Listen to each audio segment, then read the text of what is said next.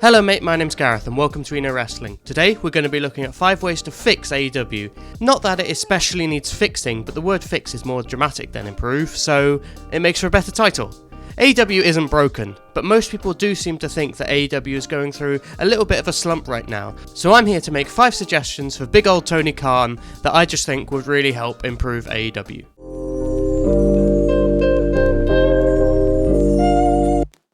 The first issue I think AEW need to address is their ranking system. I've seen a lot of people call for them to scrap the rankings altogether, and whilst I do understand that, I also disagree. The rankings are a unique thing for AEW within the wrestling landscape, and I do think that they can be made to work.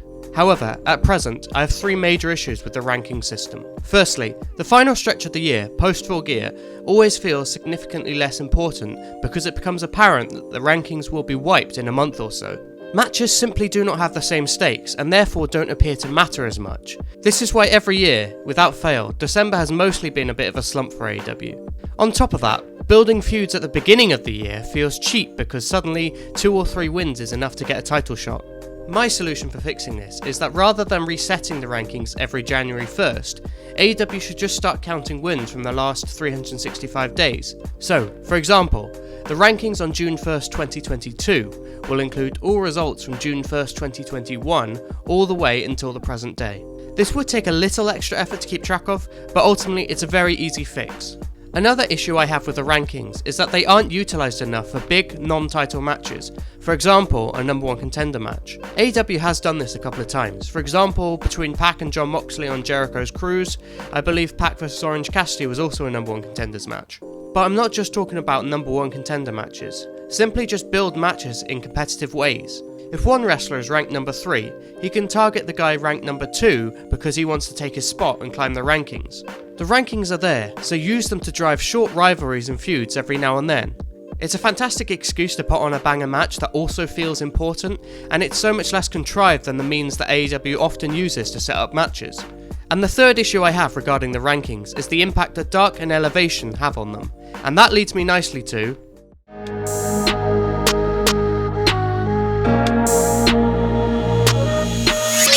the stat padding on Dark and Elevation is a major issue for the ranking system, but it's also an issue for those shows themselves. The amount of squash matches which essentially exist to pad people's records is just honestly disappointing for me.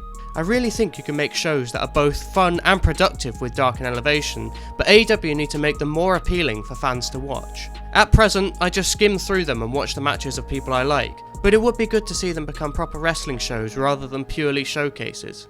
Now don't get me wrong, I understand the need for a certain level of showcasing, a certain amount of squash matches and a certain level of record padding, but it's simply too much right now, and it'd be good to see more decent matchups given more time. I would also like to see more stories and feuds happening on Dark and Elevation. There's been a few good ones, like Brandon Cutler's story with Peter Avalon, that was fun, and Dark was the right place for it. Or Big Swole's feud with Diamante. This was a good use of time on those shows, and it was also worth investing in. Or the story between Sonny Kiss and Joey Janela. Give the people who don't get much TV time the chance to not just have matches, but cut promos, try out some character work, and, most importantly, tell some stories. I also feel that too much of Dark and Elevation are taken up by unsigned talent, and whilst it's important to try out new people, I just feel like the talent who don't get as much TV time would be a better use of those opportunities on Dark and Elevation. So, moving forward, I would suggest making Dark your place of ultimate experimentation and stat padding, do some squashes if you need to, test unsigned talent, and trial some things that you're not so sure about. And if something sucks, you don't actually need to put it out, but at least you've tried it. And if something suddenly gets over, then you can take it to Elevation or maybe even TV. Elevation then becomes what I believe it was supposed to be, but has not quite yet become. Exactly what it says on the name. It becomes Dark, but elevated. Take the good stuff from Dark and start showing it off in front of full crowds. Slightly longer matches to trial the less experienced wrestlers and give them that experience that they need. To summarise, I really feel like they need to trial more character-based work on Dark and Elevation and give these talents the chance to tell stories episodically.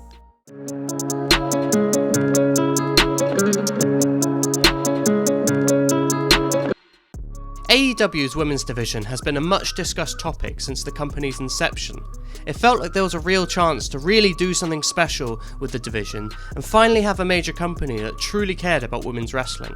However, as time has moved on, it has become clear that AEW are not as serious about this vision as many people hoped they would be. Having said that, improvements have been made, particularly in the last 6 months, and one way AEW could really improve as a company is to build on that. My first recommendation with this would be to sign some more great women's talent so there's more options for fresh matchups and feuds. Names like Toni Storm, Athena aka Ember Moon, and Tegan Nox would really stand out to me. A dream scenario would be Kairi Sane, but that might not be possible. As well as this, AEW could really do with some more top level women whilst they continue to build their rising stars like Jade Cargill and Ty Conti. All of these names would immediately shake up the division and provide more experienced bodies to help the less experienced women who make up most of AEW's division, and provide fresh competition for the likes of Britt Baker and Thunder Rosa. However, AEW's investment in their women's division needs to be more than simply signing talent. They need to take steps to improving the booking and the investment in TV time. This has improved over recent months, as I said, but it's still nowhere near good enough at all. Whilst there are more active feuds and stories, the booking has still been extremely basic and in some cases lazy. For example, Mercedes Martinez had a great debut and cost Thunder Rosa a title match. Rosa then sat around and did nothing for weeks because it simply was not convenient for AEW to book the match yet. This isn't acceptable, and to just ignore it altogether isn't something that would happen for the men. I'm not going to say that I need to see 2 matches on Dynamite or a certain amount of minutes given to the women's division, but really the bare minimum should be seeing major developments and big matches every week on both Dynamite and Rampage. We still can't say that this is the case. We need to have a world title angle, at least 2 feuds that feel significant to the division, and more work to establish the upcoming talent at any given time, not to mention a concerted effort on both Dark and Elevation. Again, AEW are moving in the right direction, but there seriously needs to be an investment both in terms of finances and booking for the division to take it to the next level.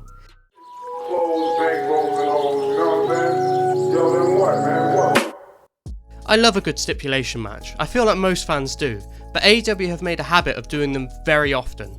On the most recent Dynamite, we opened with a ladder match and closed with a lights out match. Sure, it was a TV special, but with a major Texas deathmatch scheduled 2 weeks later and a trio street fight 2 weeks before, this was just a lot in a short period of time. It's not that these matches aren't sometimes justified in the stories they tell, but sometimes they're really not. For example, between Orange Cassidy and Adam Cole, the sole reason that this was a lights out match was to give Orange Cassidy the win without harming Cole's rankings. This is when having loads of stipulation matches becomes a serious issue, because it takes meaning away from that stipulation and dilutes it for the sake of convenience booking. The frequency of stipulation matches in AEW also is that they tend to be very similar, all sort of plunder brawls. Let's go over it. December 31st, we had TJ vs The Bunny and Penelope Ford in a street fight. 2 weeks later, we had Eddie Kingston teaming with Santana and Ortiz against Daniel Garcia and 2.0 in a street fight. 2 weeks later, we had a ladder match on the same night as a lights out match, and 2 weeks after that we're getting a Texas death match. I know that stipulations are a draw for TV, and this is a huge reason why AEW keeps doing them. They're also great for live crowds, but the more you do them, the less special they get, and then you've just lost an effective tool for making your pro wrestling show feel more exciting.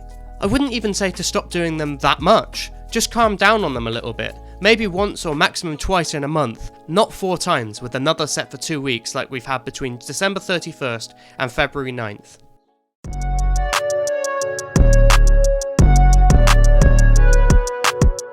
AEW love to put on a trios match, usually in the middle of the show to heat up a live crowd with an exciting, action-packed match.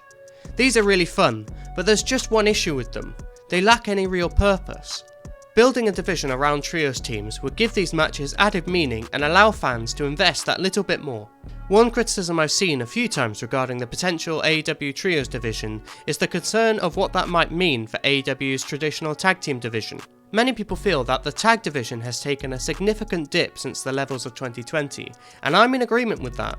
However, rather than provide a distraction, I actually think that trios titles would benefit the traditional tag team division significantly. Firstly, because much like the TNT Championship in the men's singles or the TBS Championship in the women's division, it provides teams with an added motive.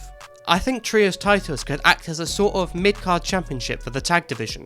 Most of AEW's Trios teams include a tag team, so it's just a way to keep those teams active and on TV whilst you haven't got any major plans for them in the tag division itself.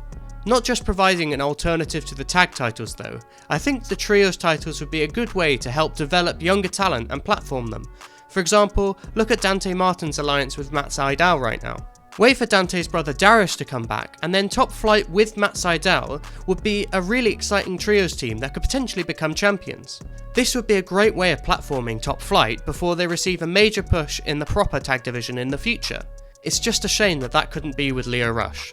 AEW have also grown a bit of a habit of putting on lots of rather meaningless tag team championship matches, and it seems like there's a new number one contender every week. Having these Trios titles would allow AEW to preserve those traditional tag team championship matches and make them feel like a main event prize that they were in 2020. And finally, a Trios division just provides way more options for AEW to further utilise talent. Look at how inactive both Sammy Guevara and Santana and Ortiz were for a lot of 2021. If a Trios division were in place, AEW could have utilised it to keep those Inner Circle members at the forefront of our minds when so many fans were calling for them to be used more. This doesn't just benefit the tag division, but also singles wrestlers who maybe aren't in the plans for a singles push at that given time. It's for all of these reasons that I feel that an AEW Trios division would not just be a load of fun, but also something that kind of feels necessary right now. It would also be unique in the mainstream pro wrestling scene in North America. I'm a firm believer that every division needs a second championship to fight for. And yes, I know that some people will complain that there's too many championships, but I truly believe that Trios titles are more than necessary. Thank you so much for watching. Do you agree with my suggestions? What else would you do to improve AEW moving forward? Let me know in the comments below. Make sure to like the video if you enjoyed and subscribe for more AEW content. Cheers mate!